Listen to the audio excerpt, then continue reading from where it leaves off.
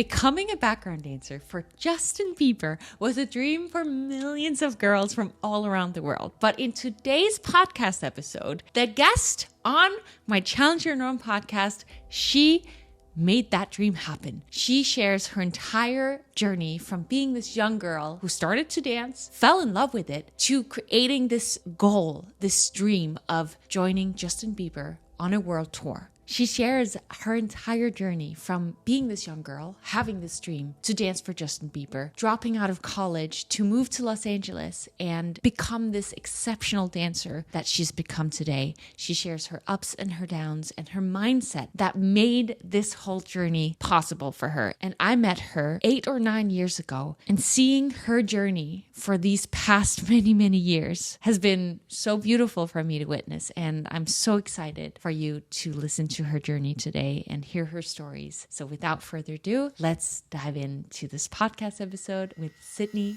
Lewis.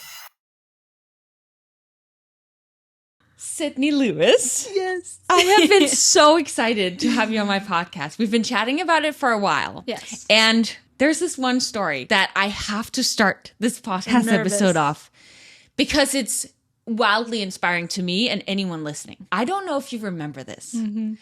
But we met 8 years ago, I think 8 years ago? Yeah. At KM. It was a training program. Or 6, 7, 8, 9? I was like 21. Oh, I'm exposing. Yeah. Yeah, like 8, 9 years ago. Yeah, we're the same age. I'm with you. Are you 95? Yeah. Yeah, me too. Nice. Love it. All of us had this exercise one day where we had to write down our goals. And I had just come to LA. Everything was so new to me. And I believed not in myself at all. So my daring to dream big was like very little. Yeah. And we all had to share our dreams with the group. And, you know, we were listening to everyone around the room. And I remember one person's goal. And that was yours. And what I you already know where shared this is going. Yeah. was that you wanted to dance for Justin Bieber. Yes. And I believe you even said doing a world tour with Justin Bieber. And my mind was blown because here I was with my like tiny little dreams. And you, who was in the same program as mine, you were incredibly talented back then as well, dared to not just dream that, but share it with, I don't know, were we like 50 people in that group? Yeah, probably like new people too that I don't even know. Yeah. Yeah. And was it 4 years later? Or how many years later? Yeah, like it was 2021 that I see a post on your profile Crazy. that you were going to be touring the world dancing for Justin Bieber. Yeah. And I have shivers just saying that because it just proves the power of aiming high, setting an intention, setting a goal, and freaking making it happen. But I know it didn't come easy. I know you are Of course not. hard worker. But I love that you remember that. Yeah. I think I wrote that and said it so many times that I can't even remember specific moments like that. Because to me, it was like, oh yeah, I'm going to be doing this. So you knew. I knew it. Only because I had to just lie. I had to just lie to myself and be like, you're doing it. There's no other choice. And I didn't have a plan B. Like, I just knew I needed that. I needed to commit to that goal and pursue it and get it. And I did. And I still pinch myself to this day that I was able to get there. Because, of course, you know, I'm sure you have goals too now that you're like, yeah, okay, this is really, like, I want to do this. This is my high goal. This is where I want to succeed. And then, you know, you have those days where you're like, okay, but, like, is this really gonna, what am I gonna have to do to get there? Is this really gonna happen for me with all these things that are going on, all the trials and tribulations? And then it actually happens. You're like, oh, shit. Sorry, I don't know if you cuss on here. We can, that is an oh shit moment. It's like, oh shit. I still have that moment where I'm like, oh shit, I did that. Yeah. Yeah. Wow. And I love that you remember that. That's so cool. I loved when we used to write down our goals. Yeah. I need to do that more. I still do it all the time. No, and you should. Now I'm going to go home and write down my new goals. Well, you have new goals, which we'll get into. Yes. And we'll also get into how all of this has been for you, like your whole career that you've built for yourself. But I want to go back in time a little bit because having that mindset of like, this is my plan A and I'm gonna find a way to do it. Like, this is just what I'm doing. Yeah. Not everyone has that, especially not as a 21-year-old. So I want to go back because you're from North California. Yeah. Can you just give us a little backstory of how Sydney was built to become that strong of an individual? That's interesting. Okay.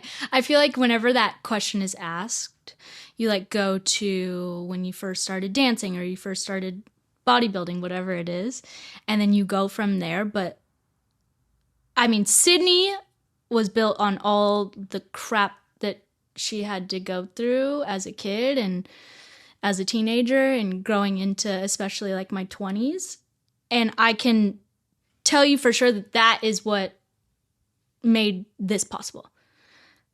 The person that I became through all of that. But which I want to just point out because many people see the shit I'm using your words, that they had to go through in their childhood, and then they use that as an excuse as to why they haven't gotten the things in life that they want. Right. You're actually doing the opposite. You're saying that it's because you overcame all of those things. 1,000%. I can also very transparently say that I have been given opportunities that are incredible. I've had privilege with my family financially. I've been supported by my family, which not a lot of people can say. And I for sure wouldn't be where I am without my family. But I have always had this hardworking, driven mindset. And I'm very stubborn. So I'm set on one thing. And if it doesn't go that way, I'm upset and I'll just keep working until it does go that way. And honestly, I did a lot of sports growing up. So I was in soccer, softball, cheer, gymnastics, diving, tennis. Like I did all. I'm very sporty and very athletic. I love all of that. And then I took a class. I was like, I saw Justin Bieber do, I think it was One Time or Baby, one of his music videos that came out. My favorite of all time. I know. One of those that came out and I was like, that is what I want to do. And I hadn't even been dancing at that point. I had done like cheerleading. But really? So when did you start dancing? When I was 13. You didn't start dancing till you were 13? Yeah. Oh my God. Yeah. And I was like, I just want to do hip hop.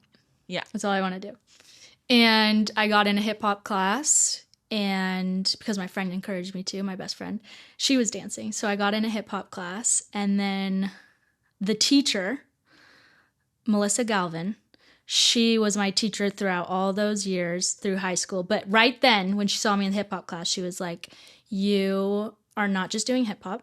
You are quitting soccer, you're quitting this and that, and you are taking contemporary, jazz, ballet, tap, and we're gonna like push you to be the best dancer. And I was like, okay, that sounds cool. I was kind of just thinking hip hop, but sure. Yeah. And then I rode with that. And so basically at that point I was going into high school, and then I was on the competitive dance team in Stockton for the next 4 years of my life.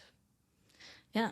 And did you start off being one of the worst on the team and then you ended up being one of the best? Or like, how was your talent at that time? It was clear I had a natural talent, so it was innate, especially hip-hop wise and movement wise. I had a lot of work to do for sure, but I was like the hip-hop girl in the studio. Everybody was very into contemporary jazz, and I loved it, but it just wasn't the same as hip-hop to me. And hip-hop as in, at that time, it was very like, not really there. So I had so much culture to learn. But I learned a lot through the dance competitions. I don't know if were you in the dance competition world? Yeah, I was. So the but not in America. So different. Denmark, it's a little different. Yeah. Okay. Yeah. Different world. It is like, you have incredible teachers and choreographers that come into these conventions and you learn from them. That was my main training, I would say. Besides at home in my studio, that was where I got to get a sense of Los Angeles and New York and different cultures, different ballet teachers, different hip hop teachers. And that's when I like really feel like got some training in. But even then I didn't get real training and to my full potential, which I don't even say that I'm still there, but let's just say. Oh my God, I have never, like, you're. But like, you're always working at something. And every day I'm still like, I could be better at this and that. That's what makes you great. Yeah.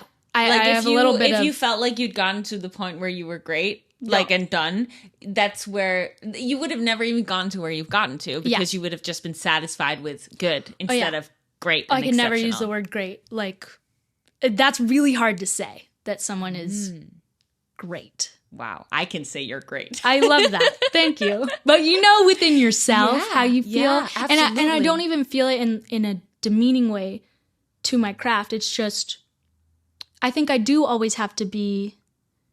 It's sad because there's two sides of it. It's nice to always try to strive to be great, that word that I put on such a high pedestal. But it also is rough because then you're just constantly going. And maybe you're not stopping and seeing the things that are great about you, even outside of that. So that's another... We'll get into that. Yeah. So I went to college. Yeah. So I went to college after high school. And I was like, let's do this college thing. Okay, let's have this experience. It was very big on my parents' minds, And how too. old were you when you went to college? 18. Okay. Yeah. So I don't know what it's like in Denmark. Or university. It's right? It's like 1920 typically. Okay. The school system's a little different, but yeah. Probably better, honestly, than ours. Is it? Probably, yeah. So then I was in college at San Diego State for 2 years. And it was in the second year. I mean, really, I had a really hard time in college in general. I think I just knew that I wanted to be in Los Angeles, and my body just wasn't adapting to this life in college. And I was ready to start my career. So then finally, by the second year, I just remember being in this lecture and there was like 200 people in this room. And I don't even know, I think it was anatomy or something. And they were just talking and everybody was paying attention. And my ADHD was like... Do you have ADHD? Oh, yeah. Okay. Yeah. I got lots of things. But I just remember looking around and being like, I don't want to be here. I don't want to be here. I want to be dancing in Los Angeles. I went home, made a PowerPoint presentation for my mom because my dad was like, go, follow your dreams. And my mom was like, you should get an education. You should do this, that. And I was like, Mom, please let me live with Blake, who is my brother and was already living in Los Angeles. And I was like, I'm just going to train my butt off. I'm going to get a restaurant job. I'm going to do all these things. You won't regret it. I'm going to be working as a dancer. Just let me move to Los Angeles. Convinced her, convinced them. They supported me. I went to Los Angeles. Started KM. What? Well, now I'm just telling you my life story. I love it. I'm into it. So basically, I got to LA. I moved in like September 2015. And then, so I had two brothers in Los Angeles, Tyler and Blake. And Tyler passed away in that November. So 2 months later. And so it was just an interesting transition to go, I just moved to Los Angeles. I'm like, I get to be with my brothers. How amazing. And I'm starting this new life. And then that happens. So I go home for a little bit, for a few months, and I'm trying to gather myself back together, see what it is. It wasn't even seeing what it is that I want to do because I knew exactly what I wanted to do. I knew I was coming right back to Los Angeles and I was going to work at what I wanted to do. And I don't want to say it was a bit of a motivation in a sense. I needed dance and I needed these goals to drive me to get through the next few years and really just life. And that's when KM came along. And it was January, February. I think I started and I don't know when you came in. I don't know either. But I started in April, I want to say, of 2016. So I had a few months of getting settled back in Los Angeles and then joined KM. And that was I still would say the biggest training transformation. KM was the craziest training Olympic I have dancer training. Absolutely. Right. And I must have joined a lot later than you because I wasn't even in Los Angeles in 2016 in April. Okay, when did you come? I came in the summer of 2016. Okay. And then I joined later, the year after or something. Okay. Yeah. But it had been going on for a while. Yeah. Yeah. And the reason was because I think her name was Kalila, a girl that had been in your first round, had slept at Home for Dancers, which is where I went the first time I came to the US. And because there was a she house. was talking about it. There was a house that like dancers that came from all around the world, like people like me from Denmark, people from Japan, people from France, whatever, would like come to this hostel kind of thing. Which is like the coolest thing. It was so cool. You made friends right away, and I was so nervous. I was like, nobody, I didn't have any friends. Yeah, and they're all like, well, we're all in the same situation. Yeah. So someone was in that training program, and I was so intrigued by it. And then, I joined the later year. Yeah. And it was just this like grueling process, but it was so necessary. Yeah. At least for me. Yeah. I know that training programs, a lot of people have different opinions on them and whatnot. You should not be in there if you're very sensitive. That's for sure. I have a sensitive side. I also have a strong side. Yeah. But I could not walk in there with my sensitive side. No. Because you would get grilled. And there were plenty, even outside of that training program, there were plenty of tears and blood all throughout this process.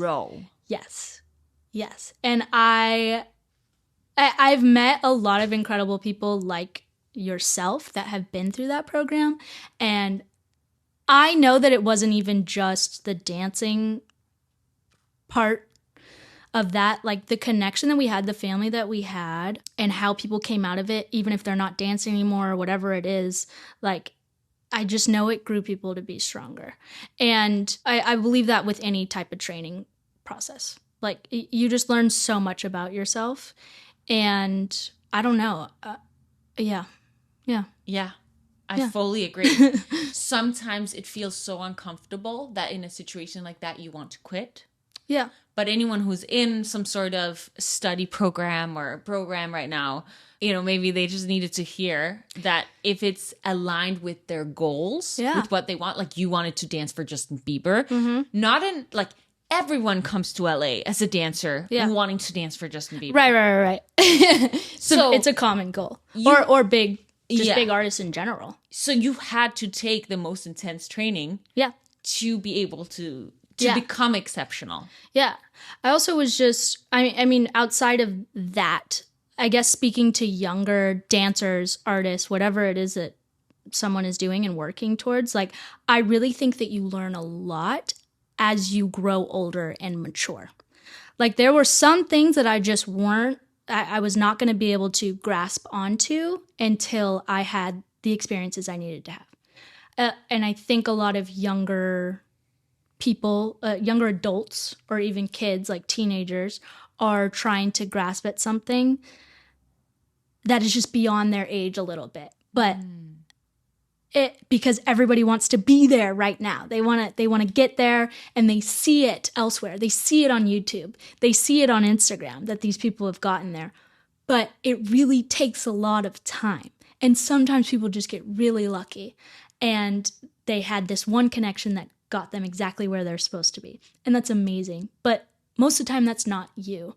And I think continuing to just remind yourself that you will be there.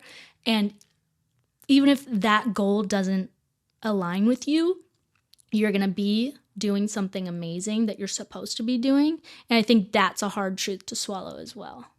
Because it's like, you can keep working at this goal, and I don't know, maybe you don't get that exact thing, but there's something damn incredible around the corner for you that later on you're like, that's why this didn't happen. That's why I kept going. And that's awesome. It is. Yeah. And trusting that. Yeah. Because you're like, how am I supposed to trust? Who's making this path? Whatever it is that you believe in. Yeah. You're like, what if I never get to where I'm supposed to be? If you keep working at it and you devote your life to it, you're going to get there. And you're a good person while doing it. Why wouldn't it happen? Yeah. Yeah. And you learned so much on the journey. Like, even if you had not gotten the Justin Bieber job, you would have gone somewhere else just as incredible. Yeah. From all of this hard work that you put in, right? And I would have been able to leave that behind and say, okay, that wasn't for me. Yeah. But I knew it was. Yeah. You knew it was. I knew I had to. So how did it come about? Because I actually don't even know how it came about. Okay. You do KM, you become freaking exceptional. I'm allowed to say that. Yeah. And then what happened? How did you get the job? Okay, so then COVID. This was during COVID. And were you still here? Did you go back to Huntington Beach. Okay, Yeah. awesome. Oh, good for you. Yeah, it You was got nice. You It were was like, super I'm nice. gonna go I was by by the the beach. beach. I love that. You're like, I'm dipping out of running here. on the beach every morning. I like, love loving that. life. Yeah, Love yeah. that. It was good. I went to Boston. I lived in Boston for half a year to film the movie Spirited. Yes. And that was awesome, incredible. And then I came back. Were you a dancer in that? Dancer, actress. Okay. We like sang but didn't sing. It was a whole experience. Nice. That sounds fun. Yeah, it was awesome. Yeah. But so then I came back, and I was actually like, I wasn't homeless because I got to stay with my sister, but I had given up my place right before moving to Boston because I had gotten out of a relationship. It was like a whole transition. So then I came back and I like didn't have a home. And I was like, okay, what am I going to do with my life? I came back and I kind of jumped into this depression of coming off this high intensity, amazing experience with A-list actors, amazing choreographer, like just shooting every day, you know, that intensity. So then I come home and it's like, you have nothing again. That's what I'm just telling myself, and that's what it is. You don't have a job, now you're waiting to the next job. That messed me up, and I was in a space that I didn't know what was happening because I'm always in that space because this industry is so fluctuating. And it really is. It really is. You're even either on like a 10 out of 10 yes. high or 0 out of 10 yes. You're like low. Red carpet or freaking trying to pay rent. Yeah. And so that was one of those moments. I was obviously in a good, stable, like financial spot, so I was okay with whatever was going to happen. But I'm in a depression. I had a call from Blaze, Johnny Erasmi, and he's like... Who is, just for the audience? Who is an incredible dancer and choreographer, one of Justin Bieber's choreographers. And choreography for many other projects. But he calls and he's like, yeah, Justin's going on the road and we kind of think you would be a great fit. We are having an audition, would love for you to be there and just show up and show out. Basically, that's kind of what he said. So it wasn't like you have the job or anything. It was like, I like you. I think you would be a great fit. Let's do this. Go to the audition and show him what you can do. And did he know at the time that this was your biggest goal? I feel like, yeah. Okay. Like, I had enough people in that circle, like Michael, that's close with him, that knows that that's my dream. I mean, Nick DeMora knew that was my dream. Yeah. Like, it was like everybody knew. Which Michael is Justin Bieber's dancer. Nick DeMora is Justin Bieber's choreographer. Yeah. All the things. Yeah. All connected with Justin. Yeah. And I just happened to also be friends with them. And I was more so friends with Michael and growing relationships. But so, yeah. So he probably knew. He had an idea. And I was like, okay, I'm going to this audition. I think my body was just felt so much pressure. Like, this is this goal. It's right here. This is your one chance for the most part. I had already auditioned for him before and whatnot, but this was like, hey, we're looking at you. If you mess up, there's no shot. And I am not an amazing auditioner. Like, it's not my thing. I always told people, like, I think I'm great on the job. Put me in a rehearsal. I'm ready. Like, I will get everything done. I also am great, just a great worker. I'm a great person to talk with and hang out with. So I'm like, that's what's going to win me over, okay? But I'm like, no, Nick loves good auditioners. And he's like, if you mess up, I'm not even going to look at you. And I know this in my mind. I'm like, oh my God. So my body like shuts off. I have 4 days, I think, until the audition. I call up Antoine. And I'm like... Which Antoine is one of the KM teachers, exactly. The program that we did. Yes. Yeah. And I was like, I just got back from Boston. Like, I haven't even been training. I've been doing musical theater dances. Like, I need you to get in the studio with me. I have this Justin Bieber audition. He was like, bet, let's do it. So then we get in the studio, and he kind of he does a song, he choreographs to a song by Justin, and I have some training. I'm like, okay, I'm getting back in it. You know, I'll be fine. I think my body just continues to shut down, and then I am in bed, like, cannot get out. Very depressed, like, cannot, just have no emotions, can't feel anything. So and I've had these bouts of depression before, but this is like a really deep one. And this is like days before the audition. This is like 2 days before the audition. So I'm calling my therapist, I'm calling my psychiatrist. I'm like, I need you to help me get out of bed for this audition. Like, we need to figure this out. So I'm talking things out. I'm figuring it out. It comes to the day. And, I mean, there's like an hour until the audition. I don't have anything printed out, my headshots or anything. I have my mom's in town. She's, like, running to go. You, like, she was in town because I was also moving. So I just got an apartment. And I was moving in right then, like, while this audition was happening. So then I had my family around, they were helping, and I had somebody running out to get headshots and then bringing it to, like, I got out of bed, I just threw on an outfit, I was like, okay, let's do it. These pants needed to be hemmed, like, my mom was like stitching, and we were all just like working together. Oh my It was God, really, so it was actually really beautiful. precious now that I look back at it. And I drive over, and my mom meets me with my headshots and stuff. She's like, here you go. I run in. And something just like switched up. Like, my personality came back. I was back. I was there. Oh, I was like, all right, this is just like, this is it. You just have to fully give everything right here. Full body shivers. Yeah. And really something came over me, and I just kept going, and there was cut after cut. And then it was like six of us, I think, at the end.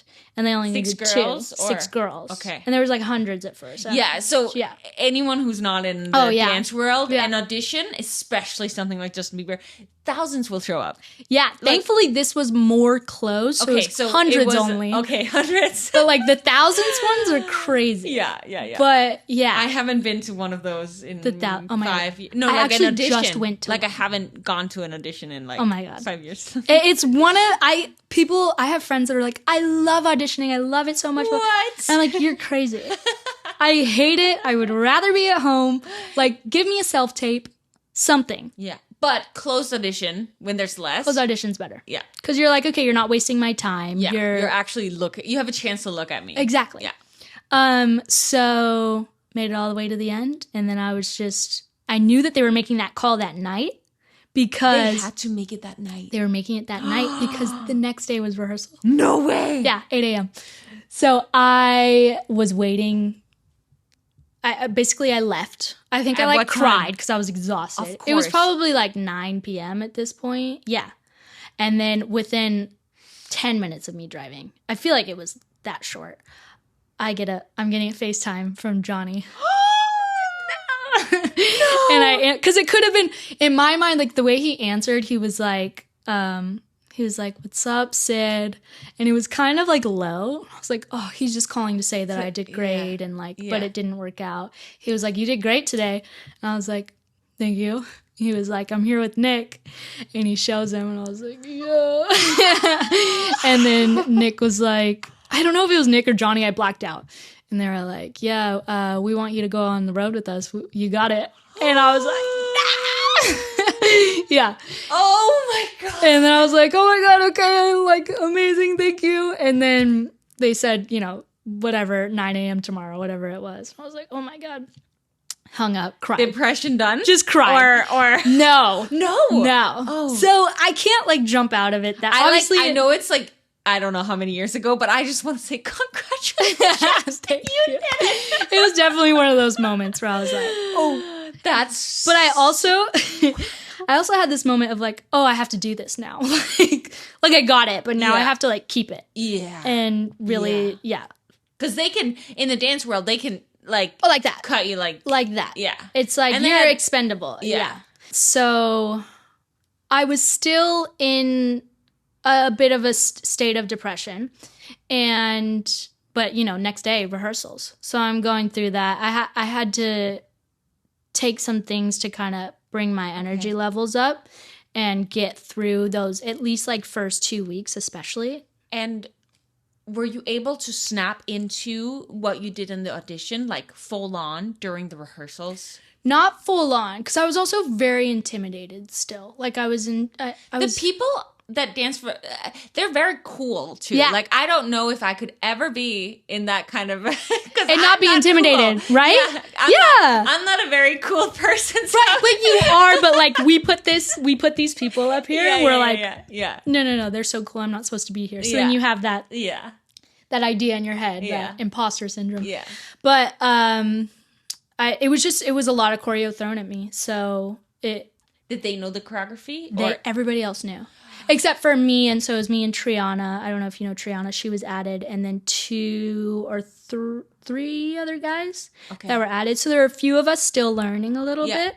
Yeah. So I had to lock in. Yeah. And we were locked in. I got more and more comfortable with everybody around there and the choreographers and having Justin around. And then I felt like myself. I finally felt like myself. But I feel like my most self when I am working. So it's almost like when I'm not and when I'm waiting for something else, that's when I kind of lose myself a little.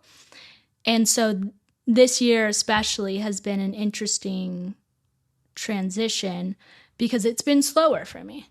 And it's been slower for a lot of people in my life especially, but I'm not used to it. I've had a very like high pace career for the last 5 years. Yeah. And this year, for the last few months, has forced me to dive deeper and reflect more and find my self-image outside of dance. And it's been interesting. It's an interesting ride. I can relate to everything you're saying. Like I thrive when I'm doing my thing, working towards my goals and busy doing all. But when things get slow, it can suck, but it's such a great time to get to then go inward and do the healing and do the deep work, which I know now has made you realize that there's other things in your career that you potentially are looking into, diving into. Yes, absolutely. And that is what she is speaking of is I am, moving into acting. But I'm like having a hard time saying transitioning or moving into it because I have so much in dance that I want to bring with me and that I still want to do. Yeah. But I've been taking class for acting for the last 2.5 years and it has just been fulfilling me so much in so many ways. I've just gotten to learn a lot about myself and how I feel about art, and I don't know. Yeah, it's been interesting. I get to utilize my personality more, I feel like, and I have a really fun time tapping into different characters, and it's going to be a long process, but I've always been one of those people that is always wanting to do so many other things. Like I've always been into creative directing, and maybe I'll dabble in writing and acting and dancing, and I love singing just for fun. I'm not great, but it's just fun. And I think I got to a place, and I'm still working through it, but to a place where I am able to be like, right, I'm more than just a dancer. I can do this, and be a good human, be a sister, be an aunt. Like, that's what I'm focusing on. I love it. Yeah, I'm reminding myself that I can be so many things, not just a dancer. I love that. And I'm the same way. Like I started, dancing, and then I wanted to do fitness, and then it turned into YouTube videos, and then this podcast, and now I'm writing a book. And it's like, who says that I can't do all of it? It's true that when you want to become you said it at some point, and then you were like, no, I can do it all. Yeah. What were you saying? That it's true that sometimes if you want to become exceptional, within a field like you did for dance, like you put all your focus into that. I do believe that there's power in having full focus for a period of time. For sure. To master something. Yeah. But once you've mastered it, like you have with dance, you totally can explore. Yeah. And I just think that there's so much that I learned from dance that I can now bring with me elsewhere. Like, there's always going to be goals in dance that I still want to, fulfill. But I'm 30 now. I just turned 30. I'm like, I can only dance for so long, and I love to dance, and I just never really saw myself jumping into at least like fully being in the choreography world. But, you know, your passions shift. Yeah. They shift and they grow with you, and it's really cool and scary to experience because you're like, what does this mean? You know, I excelled so much in this art form. What if I'm not as good in this one? And what if, you know, I'm not able to get the goal that I set myself out to like I did with this one? And you're just jumping back and forth. But what I'm always saying to like my friends, and it's such a different hunger when you're 20 as opposed to when you're 30. Yeah. Like, and already have achieved a level of success. That. And I am paying my bills with dance. Yeah. So to know that, you know, I'm not working at a restaurant, I'm not working in a situation that I don't enjoy, you know, I don't have a career that I don't enjoy, and to still have the hunger to jump into something even more cutthroat is actually, sometimes I'm like, oh, you're crazy. You're crazy that you want to do that again. But there's just so much that I want to do and learn and experience, and so many more connections that I want to be had, that I can't just stop at dance. Yeah. I think that's what keeps life exciting. Yeah. Is taking those chances that are Yeah. a little bit scary and wild and weird. And maybe most people around us don't understand. Yeah. Because they're like, why would you do that?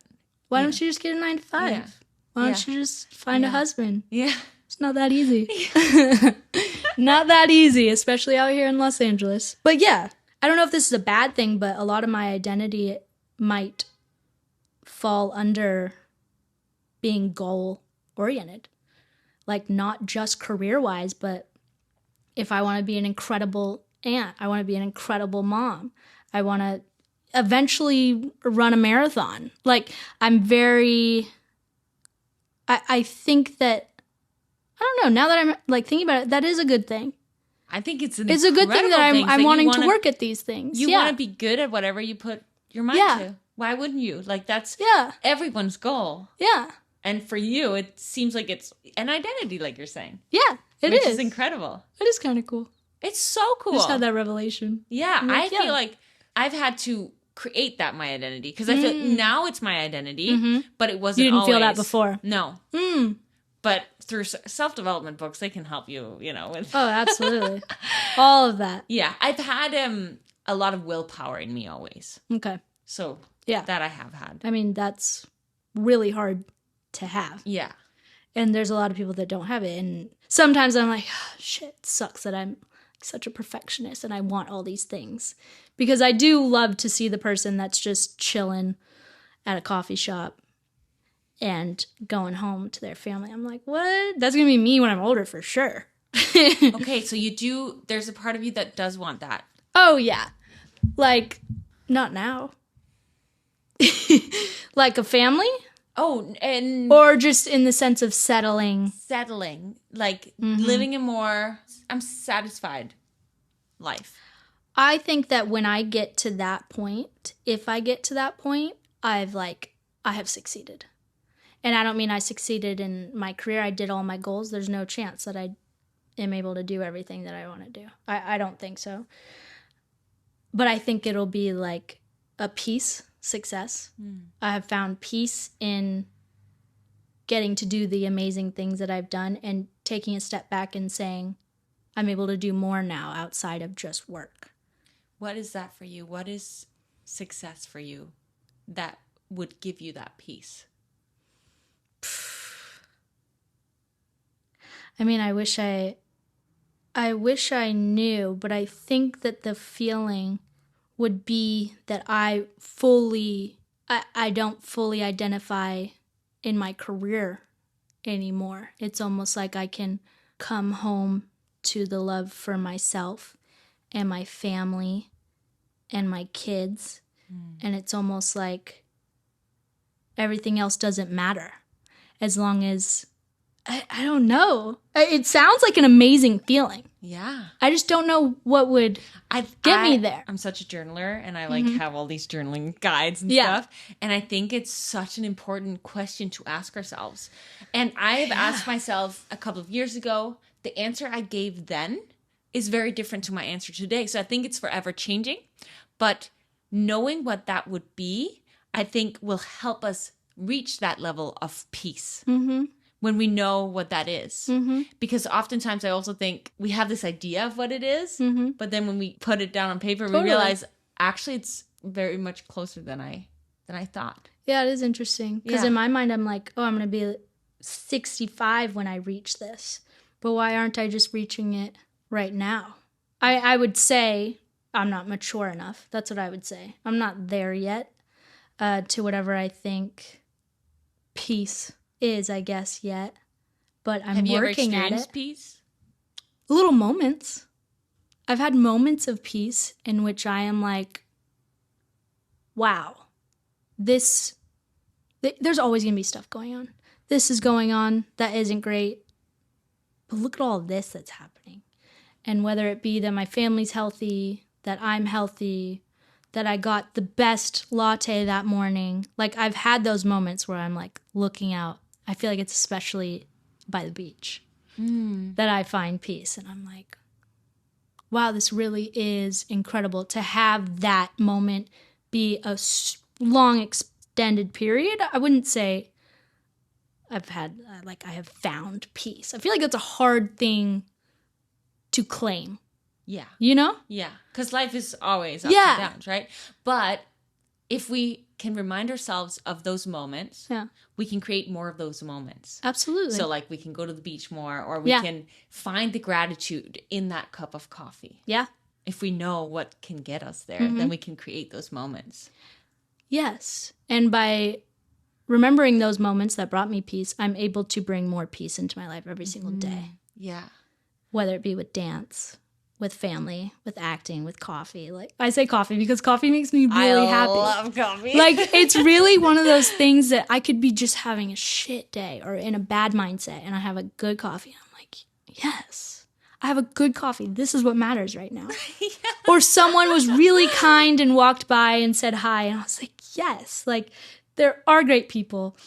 And I think that's another thing is if I feel a little ungrounded, I feel like I don't grasp at dance or my career. I grasp at being kind to people and having more family time and reaching out to my friends. And I think when I realize those moments, that those things that bring me that groundedness, then I reach for them more.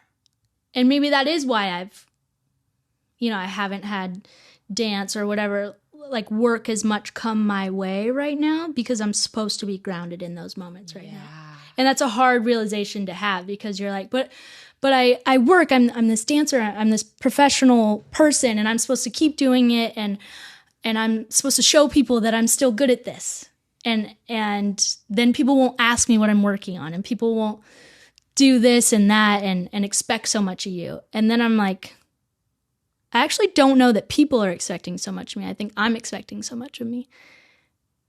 And people actually really just love me, not because I'm a dancer. Oh, that's so good. Such a good awareness. Yeah. I quickly want to go back to your touring. How is tour life? So many dancers, that's their goal. That's what they want to do. But I can imagine the goal, the dream is very different than the reality. I don't know, but you tell us. Yeah. I wouldn't say it's different from reality because it is incredible. I think when I first, I had been on a few shorter and like smaller tours before Bieber, but I think I expected like the stage. I'm obsessed with performing on stage. Like that was incredible. There's tens of thousands, 100,000 people out there, and that's amazing. And I thought that would be the highlight of everything, just being up there with Justin Bieber. And it was incredible. And And I lived in those small moments. Which, if you're watching on YouTube or Spotify, we're going to insert footage of Love your that. incredible Love that. dancing on stage. Oh, yeah, I'm going to have to go through and look and find some. I'm sure. Yeah. I'm sure there's. No, there's some. Yeah. It wasn't until really like during or after that I realized the best part were first I made like my best friends on that Seems tour. like you guys are We really are like, close. yeah. So having those connections and everything outside of stage, being on the bus, like going out at night and meeting all these new people that are a part of the tour, those were all the best parts. So really like the tour lifestyle and the memories that we made on tour, those are the best parts over like being on stage. So a day in the life Yeah. on a Justin Bieber tour. Yeah. You wake up in a bus. Well, yeah. So it depends on where you're traveling. Our path was a little all over the place. Like we were traveling to the Midwest and then coming back to West Side to go to the East Coast. Like it wasn't planned all that great. Yeah. And so there was one, we would have to go. I remember there was one drive to Portland that was like 17 hours. So we're obviously sleeping on the bus. We have our own bunks. There's 12 bunks in each bus, and there were 2 buses that we got. There was a boys' bus and a girls' bus.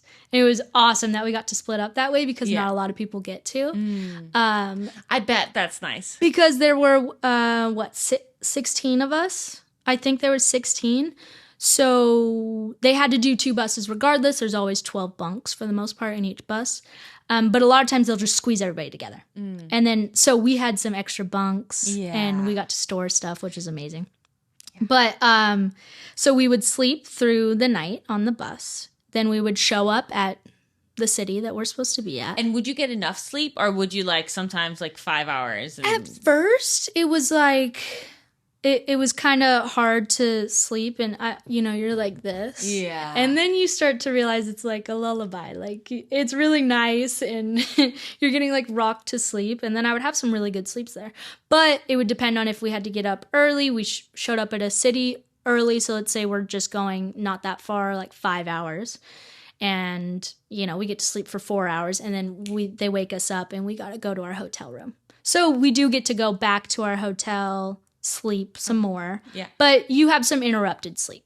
You're not sleeping very well on tour for the most part. Yeah.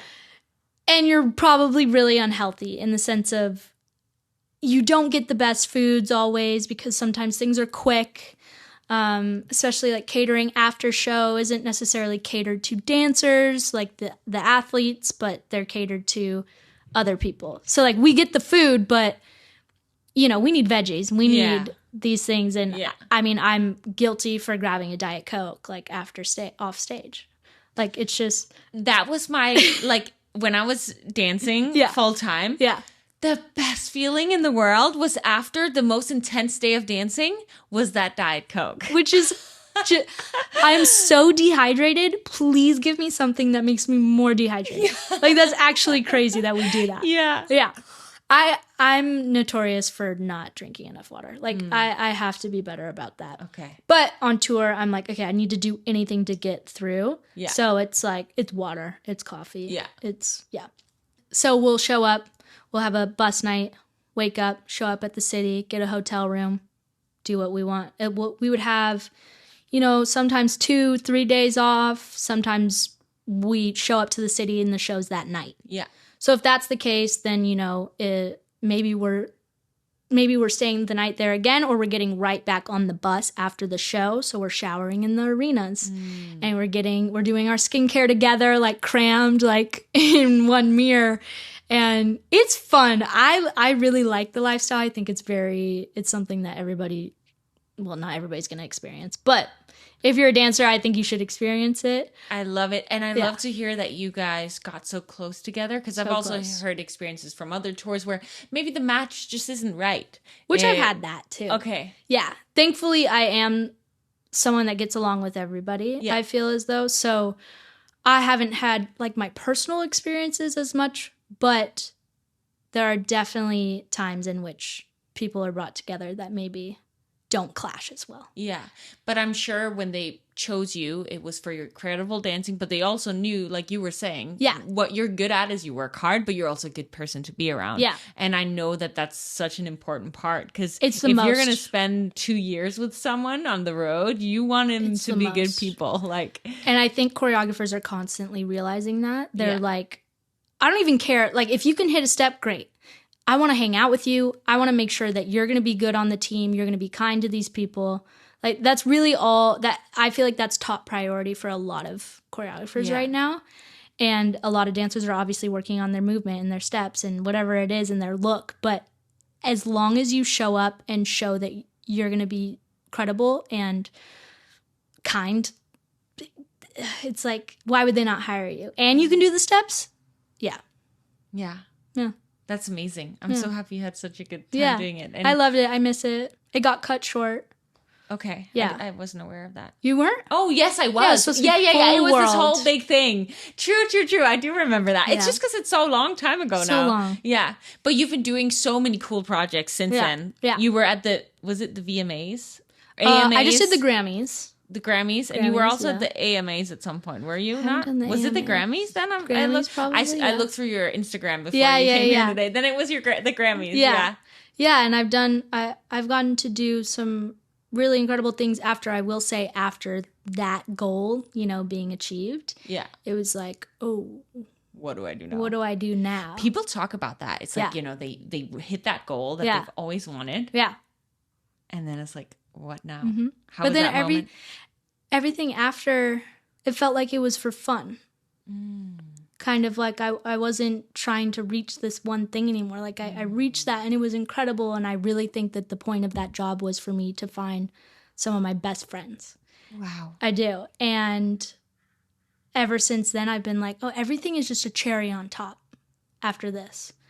And I've really grown to love TV and film. So I've gotten to do quite a few movies, worked on some television shows, and that is like my bread and butter now. Yeah. I do love live still, but I'm like, and that's obviously what makes me excited about acting too, to be on set. And which the amazing thing about acting that you can do as a dancer if you go into choreography. Right. But as an actor, it's like you could do that till you're hundreds. Literally in a wheelchair. And so you really, you have all the time in the world to make that happen, which is super exciting. Yeah. And it's nice to put it in perspective like that because there's obviously an end time for dance. And you can still be older and do these specific jobs in TV and film or whatever it may be. But like me just turning 30, I've been like, oh, am I old? And then I'm like, oh my God, I'm so young. Yeah. We're so young. And we have so much that we can still do. Yeah. And it is nice to know, especially with acting, and I look younger, that it's like, okay, I can be young in these roles and I can still do what I want to do. So we just have one camera shut down because of the heat of it. So we should probably stop this soon. We've been talking for almost an hour, but it's just I love talking to you. It's been so fun. I could so see you having a podcast. And you saying that I have all these people I can bring on. Yeah. You do too. I know. I kind of forget. You have such an awesome group of people who you could bring on. Yeah. I would want to listen to your podcast. I love that. Yeah. I love that. It's so interesting how, the listeners too, I'm sure they have something they've wanted to start, but we, in our minds, same with me. Yeah. Like, oh yeah. Anytime I get a new idea, I'll like tell myself I can't do it. And then it's like the awareness of those thoughts and then like turning it around. Yeah. Yeah. Because it's also, I often have these, I'm thinking of acting, I'm thinking of dancing, whatever it is. I'm always wanting to monetize things. And I'm like, why don't I just do it for fun? Yeah. And that's what I do, like with film photography. It's just for fun. And people are like, how much? And I'm like, honestly, like, I just want to do it and not think about the money side of it. And I think that that's where everybody goes, is they're like, okay, well, if I put this much time into this podcast and this much energy, then I have to be making money out of it. And it's like, or you just do it and have fun and be yourself and try your best and something might come out of it. Yeah. But yeah. My podcast compared to everything else I do, monetization wise, Yeah. is like the smallest thing. Yeah. But what I've learned from, like you were saying with your dancing, like doing the KM program, what I've learned from doing the podcast is I've become like when I started this, I couldn't talk to the microphone. I literally would like say a sentence and then I would be like, well, like I couldn't. And look speak. how much. And now it's just like, I just, And this isn't even your first language. No, it's not. It's not. Like, how cool. Yeah. So it's like, whatever comes from it, you know, maybe you're going to be one of the biggest podcasters in the world one day. You don't know. That is interesting. Or like maybe you'll become a better actor because of it. Yeah. Or you'll like interview a director who booked you for a role. Like, you know, you never know. I actually love it. That's so true. Yeah. It's just this like domino effect. It could totally be something that you didn't think was going to come your way. Yeah. And it made you, like, you're probably much better at speaking English now or whatever. Yeah. You've always been great at English. But like you've had to. I still make my mistakes. But and we talk so fast and you're like, what are they saying? Yeah. So, yeah. That's awesome. I love that. I think you should start a podcast. Well, we'll see. Maybe next time I'm on here, I'm like, oh yeah, you want to come to my podcast? I would love to. That would be awesome. I would love that. It would. I have loved this conversation today. So much. And for anyone listening who also have loved this, which I know everyone has, who wants to connect with you on all your social media or wherever they can connect with you. Yes. Can you share with them where they can go? Yes. At Sydney N. Lewis. That's on Instagram. Honestly, I don't really... TikTok is just for fun. I don't even know what mine is. At SidKid, maybe. Really, it's just my Instagram, I would say. I love it. Yeah. You can go in and look at everything you're doing and absolutely. Get inspired because, damn, you are amazing. Thank you. I want to ask you one final question. Okay. This podcast is called Challenge Your Norm. Mm. If you had to give the listener one challenge that could help them improve their life or their whatever in some way, how would you challenge the listener? I would challenge the listeners to, whether it be a month, 2 months, half a year, 2 years, to focus solely on yourself. Whether that be keeping boys out, keeping girls out, obviously having the support of your family and friends and whatnot. But if there's one thing that you want to focus on, you just choose you over everything. That's what I would challenge you to do. I love it. And that's hard to do. It's very hard to do. As easy as it sounds, it's not. But it's such a good advice because I've done that at certain times in my life. And during those seasons, the most growth has happened. Most growth. Yeah. When you're saying no if you want to say no. You're saying yes if you want to say yes. You're being smart still with those decisions. But it is all about you. And it's not, it's a positive selfish almost in a sense. And honestly, I'm like speaking to myself right now. I'm about to do that for myself. I really love it. You're kind of speaking to me too. Yeah. I'm great. Yeah. I love it. Everybody take that advice. Everybody take it. Go crush your goals. Go crush your goals. Focus on you. And make the things happen because it's going to pay off. It's going to happen. Yeah. It's going to happen the way it's supposed to. I'm on a veil for like a few jobs and I'm like, at this point, if it happens, it happens. Amazing. If it doesn't happen, it wasn't supposed to happen. Something else is going to come along. Maybe I was supposed to hang with my friends that night instead. Yeah. Yeah. I love that. Yeah. Trusting the process. Yeah. Thank you so much for being on here. It's been so fun. Thank you so much for listening to today's podcast episode. If you found it useful, it would mean the absolute world to me if you would hit that subscribe button and potentially share it with someone who you think could find it useful. I'm so grateful that you're here listening to this show, and I hope Sydney inspired you as much as she inspired me. I'm going to take her advice and go focus on my craft, my goals, the things that I want for the next couple of months, and I'm hoping if it feels like the right time for you to do the same, that we can join each other on this journey. I hope you go out there and have a beautiful day. And as always, remember that in order for you to grow, you have to challenge your norm.